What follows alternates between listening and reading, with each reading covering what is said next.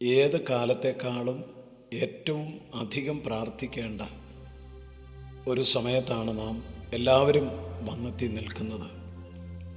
മനുഷ്യജീവിതം വളരെ ദുസ്സഹമായിക്കൊണ്ടിരിക്കുന്നു. ഒരു വശത്ത് ആരോഗ്യ പ്രശ്നങ്ങൾ, മറുവശത്ത് സാമ്പത്തിക ക്ലേശം, പഴി, ദൂഷി, നിന്ദ, അപമാനം, ഇങ്ങനെ ഒരുപാട് പ്രശ്നങ്ങൾക്ക് നടുവിൽ മനുഷ്യൻ വീർപ്പുമുട്ടുകയാണ്. അടുത്ത ചുവട് വെക്കുവാൻ കഴിയാതെ തളർന്ന കാലുകളുമായി വേച്ചു പോകുന്ന മനുഷ്യരാണ് നമ്മുടെ ചുറ്റിലുമുള്ളത്. ഈ സാഹചര്യത്തിൽ പ്രാർത്ഥനയ്ക്ക് വളരെയേറെ പ്രാധാന്യമുണ്ട് ഓരോരുത്തരുടെയും ജീവിതത്തിൽ. അതികാലത്ത് ഇരുട്ടോടെ യേശു എഴുന്നേറ്റ് പുറപ്പെട്ട് ഒരു നിർജ്ജന സ്ഥലത്ത് ചെന്ന് പ്രാർത്ഥിച്ചു. മർക്കോസിൻ്റെ സുവിശേഷം 1-ാം അധ്യായം 35-ാമത്തെ വാക്യമാണ് വായിച്ചത്. ഓരോ ദിവസത്തേക്കും ഉള്ള കൃപ ലഭിക്കേണ്ടതിന് അന്നന്നത്തെ ദിവസത്തെ ജോലി കാര്യങ്ങളിൽ, വിദ്യാഭ്യാസ കാര്യങ്ങളിൽ വ്യാപൃതരാകുന്നതിന് മുമ്പ് മാതാപിതാക്കളാണെങ്കിലും കുഞ്ഞുങ്ങളാണെങ്കിലും നാം ദൈവസന്നിധിയിൽ സമയം ചെലവഴിക്കേണ്ടത് വളരെ അത്യാവശ്യമാണ്. കുറച്ച് സമയം ദൈവവചനം വായിക്കുന്നതിനും പ്രാർത്ഥിക്കുന്നതിനും രാവിലെ തന്നെ നാം സമയം ചെലവഴിക്കുകയാണെങ്കിൽ നമ്മുടെ ജീവിതത്തിന് അത് വലിയ അനുഗ്രഹത്തിന് കാരണമാകും.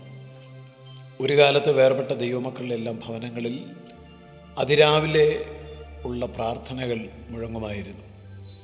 മറ്റു ചിന്തകളാൽ നമ്മുടെ മനസ്സ് നിറയപ്പെടുന്നതിന് മുമ്പ് ദൈവത്തിൻ്റെ വചനം വായിച്ച് ഹൃദയം ദൈവസന്നിധിയിൽ പകർന്ന് ഇന്നലത്തെക്കാളും അല്പം കൂടി ഇന്ന് ദൈവത്തെ അറിയുവാനും ദൈവത്തിൻ്റെ ആലോചനകളും വാഗ്ദത്തങ്ങളും മനസ്സിലാക്കുവാനും ഉള്ള ആഗ്രഹത്തോടെ അതികാലത്ത് ഇരുട്ടോടെ യേശു എഴുന്നേറ്റ് പുറപ്പെട്ട ഒരു നിർജ്ജന സ്ഥലത്ത് വന്ന് പ്രാർത്ഥിച്ചതുപോലെ നാമും പ്രാർത്ഥിക്കുവാൻ തയ്യാറായാൽ എത്ര അനുഗ്രഹിക്കപ്പെട്ടതായിട്ട് നമ്മുടെ ജീവിതം മാറുമായിരുന്നു. നമ്മുടെ കർത്താവ് അതിരാവിലെ തന്നെ സ്വർഗീയ പിതാവുമായിട്ട് സമയം ചിലവഴിക്കേണ്ടതിന് പുലർച്ചെ തന്നെ എഴുന്നേറ്റത് തിരുവെഴുത്തിൽ നമ്മൾ വായിച്ചു. കർത്താവ് തൻ്റെ പ്രാർത്ഥനയ്ക്ക് ശേഷം മാത്രമായിരുന്നു രോഗികളെ സൗഖ്യമാക്കുന്നതും താൻ ചെയ്യേണ്ട ഓരോ ദിവസവും ചെയ്യേണ്ട വേല, ദൈവത്തിൻ്റെ ഹിതം ഭംഗിയായി ചെയ്തതും എല്ലാം പ്രാർത്ഥനയ്ക്ക് ശേഷമാണ്. യേശുവിന് നന്നായിട്ട് അറിയാമായിരുന്നു പിതാവിൻ്റെ സന്നിധിയിൽ സമയം ചെലവഴിച്ചെങ്കിൽ മാത്രമേ തൻ്റെ വേല ഭംഗിയായി പൂർത്തിയാക്കുവാൻ കഴിയുകയുള്ളൂ എന്നത്. അതുമാത്രമല്ല, തന്നെ പിൻപറ്റുന്ന നമുക്കെല്ലാവർക്കും ഒരു മാതൃകയും കൂടാണ് നമ്മുടെ കർത്താവ് വെച്ചിട്ട് പോയത്. ഏകാന്തമായ സ്ഥലങ്ങൾ യേശു പ്രാർത്ഥനയ്ക്കായിട്ട് പലപ്പോഴും തിരഞ്ഞെടുത്തിരുന്നു. യോഹന്നാൻ്റെ സുവിശേഷത്തിലും മത്തായി സുവിശേഷത്തിലുമൊക്കെ ഈ ഭാഗങ്ങൾ തെളിവായിട്ട് നാം കാണുന്നു. മത്തായി സുവിശേഷം 14-ാം അധ്യായം 23-ാമത്തെ വാക്യത്തിൽ യേശു പുരുഷാരത്തെ പറഞ്ഞയച്ചിട്ട് പ്രാർത്ഥിപ്പാൻ തനിയെ മലയിൽ കയറിപ്പോയി. വൈകുന്നേരം ആയപ്പോൾ ഏകനായി അവിടെ ഇരുന്നു. പുരുഷാരത്തെ പറഞ്ഞയച്ചു. പ്രാർത്ഥിക്കുന്നതിന് പുരുഷാരം തടസ്സമായിരുന്നു. അവരുടെ ബഹളങ്ങളും മറ്റും പ്രാർത്ഥനയ്ക്ക് തടസ്സമായതുകൊണ്ട് പുരുഷാരത്തെ യേശു പറഞ്ഞയച്ചു. എന്നിട്ട് പ്രാർത്ഥിപ്പാൻ ഏകനായി മലയിൽ കയറിപ്പോയി. പ്രാർത്ഥനയ്ക്ക് തടസ്സങ്ങൾ പലതായിരിക്കാം. ചിലപ്പോൾ അവിചാരിതമായി നമ്മുടെ വീടുകളിൽ വന്നു നിൽക്കുന്ന വരുന്ന ബന്ധുക്കളായിരിക്കാം, മറ്റു തിരക്കുകളായിരിക്കാം. മനഃപൂർവ്വമായി ഒഴിവാക്കേണ്ടതിനെയൊക്കെ നാം ഒഴിവാക്കിയെങ്കിൽ മാത്രമേ പ്രാർത്ഥനയിൽ നമുക്ക് സജീവമായിട്ട് തുടരുവാൻ കഴിയുകയുള്ളൂ.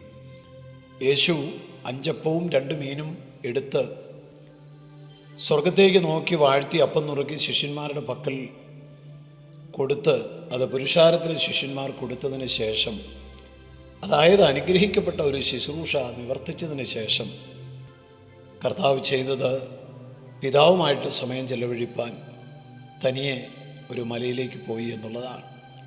ശുശ്രൂഷയ്ക്ക് മുമ്പും ശുശ്രൂഷയ്ക്ക് ശേഷവും പ്രാർത്ഥിക്കുന്ന യേശു നമുക്കൊക്കെ എത്രയോ മാതൃകയാണ്.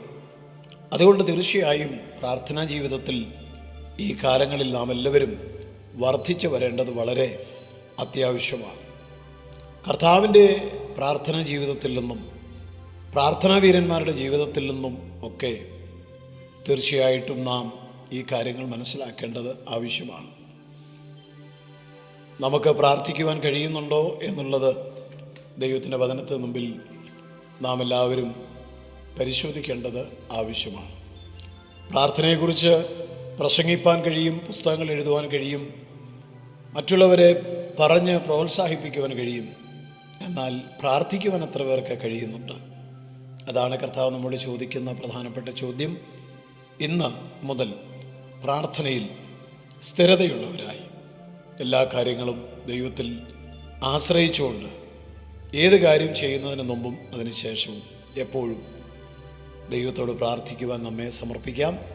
കർത്താവേ, അങ്ങയുടെ വചനത്തിനായ സ്തോത്രം. വചനം കേൾക്കുന്ന എല്ലാവരും പ്രാർത്ഥനയിൽ ഉറ്റിരിപ്പാൻ കർത്താവ് കൃപ ചെയ്യണം. പ്രാർത്ഥനയിലൂടെ ലഭ്യമാകുന്ന അനുഗ്രഹങ്ങൾ പ്രാപിച്ചെടുക്കുവാൻ എല്ലാവരെയും സഹായിക്കണം. ക്രിസ്തുയേശുവിൻ നാമത്തിൽ തന്നെ ആമേൻ.